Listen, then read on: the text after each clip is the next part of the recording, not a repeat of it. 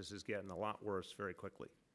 And we have been, as I said, over the course of this day, analyzing a whole lot more information and trying to assess where it's going. And it's certainly very, very sobering. So I'm not ruling anything out, but I think the smart thing for New Yorkers to recognize, we're going to make each announcement the second it's ready. But I don't want to project something until we're sure. But everything, literally every option is on the table right now. Yeah. How do you protect these I mean, I've talked to so many workers who are servers, or in the service industry, Sure. or gig workers, and some of them can't apply for unemployment because they're not full time, or there's just no safety net for them, and they're getting laid off because they're not needed at their restaurants. Have you been in talks with Senator Schumer or the feds or Yes. the state? I mean, their states, California now, Ohio, Illinois, are shutting down bars and restaurants. Yep. Now. It's probably inevitable that that's going to happen. So what protections are going to be there? Senator Schumer and I have definitely talked about what needs to be in the next stimulus bill.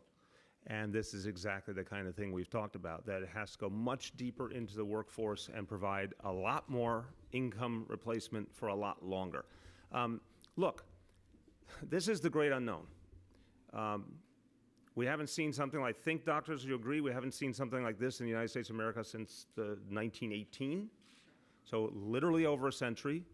We're in a whole different reality than 1918. Thank God we do have a lot of advantages compared to them. But on the other hand, we're dealing with the great unknown. We're literally dealing with a disease that they still don't know entirely how it works. There's no cure. There's no vaccine.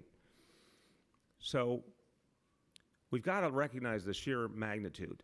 But even though that's the only parallel you can find to this pandemic and the experience in America, there is a positive example of helping people in crisis across the board, and we actually lived it. And a lot of people are walking around today who are part of it, and it's called the New Deal.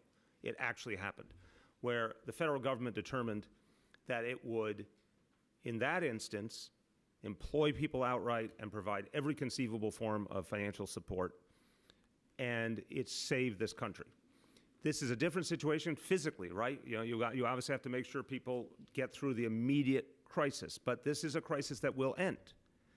One of the things we talked about today is the fact that over time, this disease will reach its high point and then will start to recede. It will end.